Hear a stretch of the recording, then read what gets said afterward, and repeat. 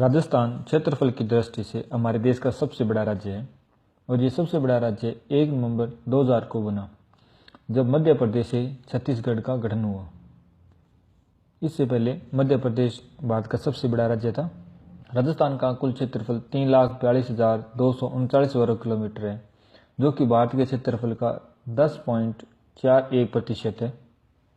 और अगर क्षेत्रफल की दृष्टि से राजस्थान की तुलना विश्व के देशों से की जाए तो राजस्थान श्रीलंका से 5 गुना, चेकोस्लोवाकिया से 3 गुना, इजराइल से 17 गुना और इंग्लैंड से 2 गुने से भी बड़ा है। और जापान की तुलना में राजस्थान कुछ ही छोटा है। तो आज हम बात करेंगे राजस्थान के सामान्य परिचय की और जानेंगे राजस्थान की स्थिति और विस्तार के बारे में। तो चलिए शुरू करते हैं।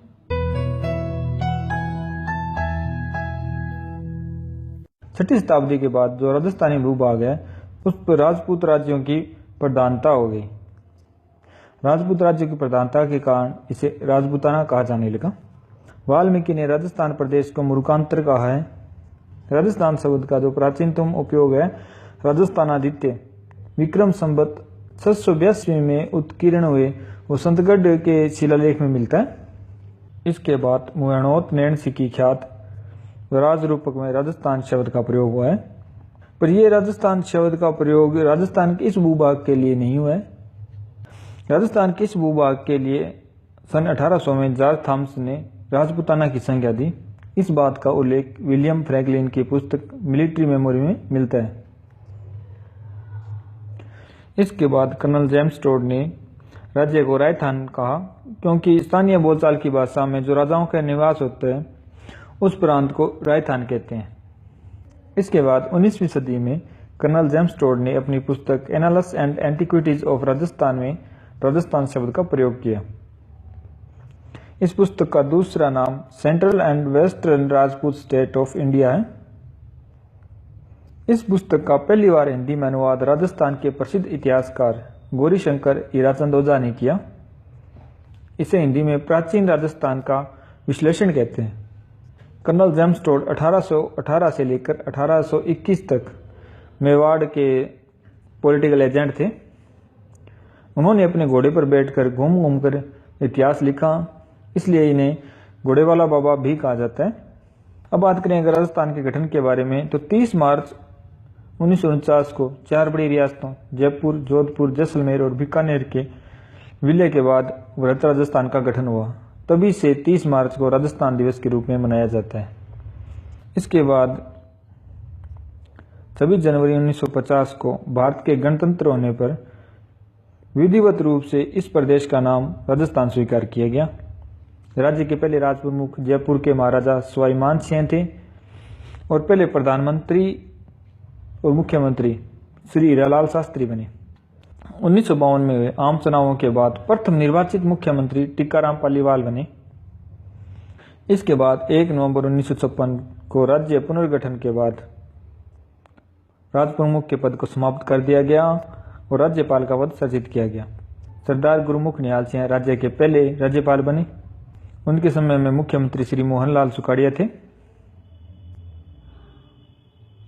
और 2011 की जनगणना के अनुसार राजस्थान की कुल जनसंख्या 6,85,48,437 थी, जो कि भारत की कुल जनसंख्या का 5.67% है। तो अब बात करते हैं राजस्थान की स्थिति और विस्तार के बारे में। राजस्थान की स्थिति और विस्तार के बारे में जानने से पहले हम बात करते हैं विश्व के बारे में। विश्व में किसी भी स्थान का पता करने के लिए कुछ काल्पनिक रेखाएं मानी गई है। ये रेखाएं पृथ्वी पर पश्चिम से पूर्व और उत्तर से दक्षिण खींची गई है। ये रेखाएं बिल्कुल काल्पनिक हैं। जो रेखाएं उत्तर से दक्षिण खींची गई हैं उन्हें देशांतर कहते हैं, और जो रेखाएं पूर्व से पश्चिम खींची गई हैं उन्हें अक्षांश कहते हैं। इन रेखाओं को डिग्री में मापा जाता है, जैसे 1 डिग्री, 2 डिग्री, इसी प्रकार। और प्रत्येक डिग्री के बीच में 60 मिनट का अंतराल होता है। जो 0 डिग्री अक्षांश रेखा है, जो कि धरती को 2 भागों में उत्तरी गोलार्ध और दक्षिणी गोलार्ध में विभाजित करती है, इसे भूमध्य रेखा कहा जाता है। और भूमध्य रेखा के सापेक्ष भारत है वो उत्तरी गोलार्ध में आता है। और जैसे जैसे हम भूमध्य रेखा से ऊपर बढ़ते हैं या नीचे जाते हैं, डिग्री का मान बढ़ता जाता है, जैसे 1 डिग्री, 2 डिग्री, इस प्रकार से। अगर हम भारत की स्थिति की बात करें तो भारत का जो निचला दक्षिण बिंदु है वो 6 डिग्री 45 मिनट उत्तरी अक्षांश पर स्थित है, जिसे कि इंदिरा पॉइंट कहा जाता है, जो अंडमान निकोबार द्वीप समूह में स्थित है। अगर भारत के मुख्य भूमि के दक्षिणी बिंदु की बात करें तो वो कन्याकुमारी है, जो कि तमिलनाडु में पड़ता है। यहाँ से 8 डिग्री 4 मिनट उत्तरी अक्षांश रेखा गुजरती है। अगर बात करें राजस्थान की, तो राजस्थान का जो दक्षिणतम बिंदु है वो बांसवाड़ा जिले की कुशलगढ़ तहसील का बोरकुंड गांव है, जो कि 23 डिग्री 3 मिनट उत्तरी अक्षांश पर स्थित है। इससे थोड़ा ही ऊपर 23.5 डिग्री उत्तरी अक्षांश की रेखा गुजरती है, जिसे कि कर्क रेखा कहा जाता है, जो बांसवाड़ा के कुशलगढ़ तहसील से गुजरती है और प्रतापगढ़ को छूकर निकलती है। तो क्या आप बता सकते हैं कि जो कर्क रेखा है वो राजस्थान के अलावा भारत के और किन राज्यों से होकर गुजरती है? इस कर्क रेखा के ही समान जो दक्षिणी गोलार्ध है उसमें भी एक 23.5 डिग्री दक्षिणी एक अक्षांश की रेखा है, जिसे कि मकर रेखा कहा जाता है। कर्क रेखा बांसवाड़ा जिले की कुशलगढ़ तहसील से होकर गुजरती है। तो बांसवाड़ा जिले में सूर्य की किरणें सर्वाधिक सीधी पड़ेंगी, जबकि गंगानगर जिला कर्क रेखा से सर्वाधिक दूरी पर है, तो वहां पे सूर्य की किरणें वो सर्वाधिक तिरछी होंगी। अगर राजस्थान के सबसे उत्तरी बिंदु की बात करें तो वो श्री गंगानगर जो जिला है उसकी गंगानगर तहसील का कोणा गांव है। वहां से 30 डिग्री 12 मिनट उत्तरी अक्षांश की रेखा गुजरती है और दोनों अक्षांशों के बीच का जो अंतराल है वो 7 डिग्री 9 मिनट का है। और इन दोनों बिंदुओं के बीच की जो दूरी है यानी राजस्थान की लंबाई है वो 826 किलोमीटर है। और अगर सीधी सीधी बात करें तो उत्तर में कोणा गांव से लेकर दक्षिण में बोरकुंड गांव तक की जो मध्य की दूरी है वो 826 किलोमीटर है। इसी प्रकार अगर हम भारत के सबसे ऊपरी पॉइंट्स की बात करें तो वहां से 37 डिग्री 6 मिनट उत्तरी अक्षांश की रेखा गुजरती है, लेकिन वो बिंदु पाक अधिकृत कश्मीर में है। इसी प्रकार हम बात करते हैं देशांतर रेखाओं के बारे में।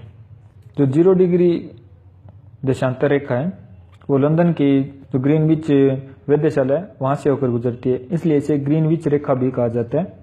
ग्रीनविच रेखा है ये धरती को पूर्व और पश्चिम दो भागों में बांटती है, इसलिए जो देशांतर मान होते हैं उनको पूर्वी देशांतर और पश्चिमी देशांतर कहा जाता है। और ग्रीनविच रेखा के सापेक्ष भारत पूर्वी गोलार्ध में स्थित है।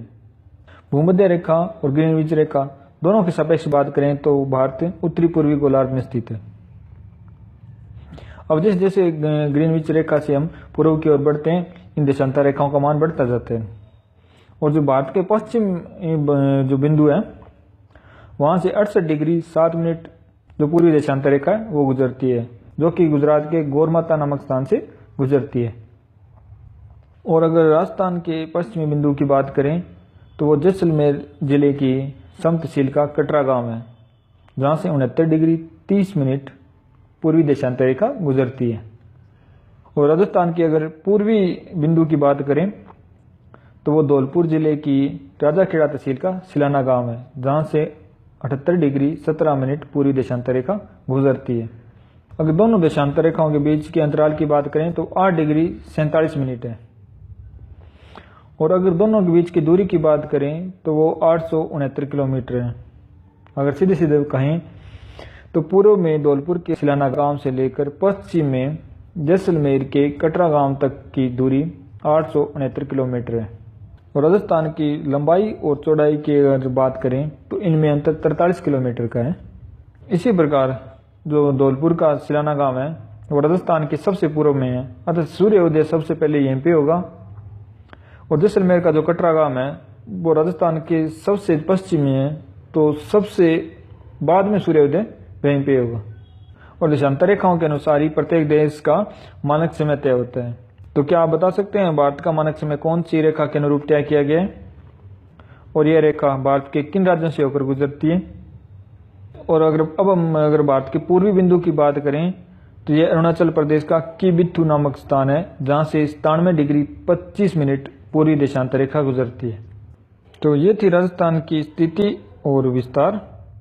और अंत में बात करते हैं राजस्थान की आकृति के बारे में। राजस्थान की आकृति विषम कोण या चतुर्भुज आकार की या पतंग के समान है। अभी के लिए इस वीडियो में बस इतना ही। आपको हमारा ये वीडियो कैसा लगा, अपने सवाल और सुझाव कमेंट जरूर करिएगा। और अभी तक अगर आपने हमारी वीडियो को लाइक और शेयर नहीं किया तो प्लीज़ लाइक भी कर दीजिए और शेयर भी और अभी तक अगर आपने हमारे चैनल को सब्सक्राइब नहीं किया तो please subscribe our channel. Thank you.